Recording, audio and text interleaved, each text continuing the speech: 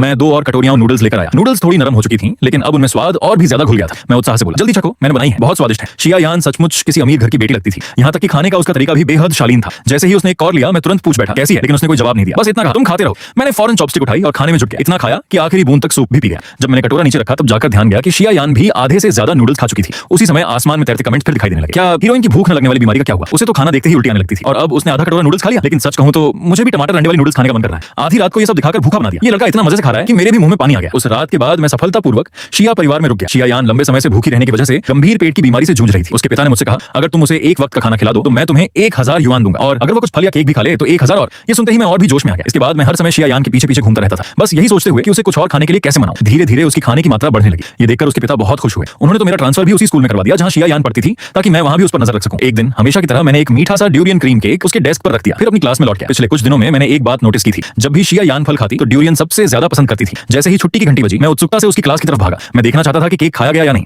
लेकिन जैसे ही मैं वहां पहुंचा, अंदर अफरा तफरी मची हुई थी। शिया यान का बॉयफ्रेंड जियांग चे अपनी छाती पकड़कर मुश्किल से सांस ले रहा था। उसकी बाहों पर लाल चकत्ते भी निकल आए थे। शिया यान घबराकर बोली, क्या हुआ? जियांग चे ने मेरी तरफ देखा और धीमी आवाज में कहा, सॉन्ग बोचेन ने कहा था कि मैं भी ये खा सकता हूं। मुझे क्या पता था कि उसने इसमें ड्यूरियन छिपा रखा है, जिससे मुझे एलर्जी है। तुरंत आसमान के कमेंट्स फट पड़े। मैंने पहले ही कहा था कि ये लड़का अपनी असलियत ज्यादा दिन नहीं छिपा पाएगा। देखो, इसने जानबूझकर हीरो को ड्यूरियन खिलाया ताकि उसे एलर्जी हो जाए। हीरो कितना दर्द में लग रहा है, इस लड़के का दिल कितना बुरा है। मैंने जल्दी से केक उठाया और सफाई दी। मैंने तो साफ साफ बताया था कि ये ड्यूरियन केक है। तुमने खुद पूछा था कि क्या तुम इसे खा सकते हो। मैंने कहा था अगर शिया यान इजाजत दे तो खा लो, और मैंने खास तौर पर बताया भी था कि इसमें ड्यूरियन है। लेकिन जियांग चे मेरी बात सुनने को तैयार ही नहीं था। वह सिर्फ शिया यान की तरफ देखकर बोला, लेकिन मैंने वो बात सुनी ही नहीं थी। यान यान, मुझे बहुत दर्द हो रहा है। मैंने भौहें सिकोड़ ली। तुमने कैसे नहीं सुना? यकीन नहीं है तो हम सीसीटीवी देख सकते हैं। असल में उसका झूठ बहुत कमजोर था। सीसीटीवी या गवाहों से आसानी से सच सामने आ सकता था। मैं उम्मीद भरी नजरों से शिया यान को देखने लगा। मुझे लगा वह मेरी बात पर भरोसा करेगी, लेकिन इस समय जियांग चे की आंखों में आंसू थे। उसका चेहरा दुख और बेबसी से भरा हुआ था। उसे देखकर शिया यान सब कुछ भूल गई। वह तुरंत उसे अपने सीने से लगाकर बोली, बस अब और कुछ मत कहो। फिर उसने मेरी तरफ देखा। उसकी आंखों में साफ नाराजगी थी। मेरी बात पूरी होने से पहले ही उसने हाथ घुमाकर मेरे हाथ का केक बॉक्स नीचे गिरा दिया। सुंदर सा केक जमीन पर गिरकर धूल मिट्टी में सन गया। शिया यान ने जियांग चे को बाहों में लेते हुए कहा, जियांग चे हमेशा से सीधा साधा है। क्या तुम कहना चाहते हो कि वो मुझसे झूठ बोलेगा? अब और सफाई देने की जरूरत नहीं है। इतना कहकर वह उसे लेकर अस्पताल चली गई। मैं वहीं खड़ा उनकी दूर जाती परछाइयों को देखता रह गया। दिल में अचानक बहुत दुख भर आया, लेकिन दुख इस बात का नहीं था कि मुझ पर झूठा आरोप लगाया गया। मैं तो बस यही सोच रहा था, अरे नहीं, मेरे 1000 युआन फिर चले गए। अब दादाजी के ऑपरेशन के पैसे जुटाने के लिए मुझे शिया यान को और कितनी बार खाना खिलाना पड़ेगा। मैं मन ही मन हिसाब लगाने लगा। आखिर में पता चला कि अभी भी कम से कम 70 बार और उसे खाना खिलाना होगा। खुशकिस्मती से जियांग चे का इलाज समय पर हो गया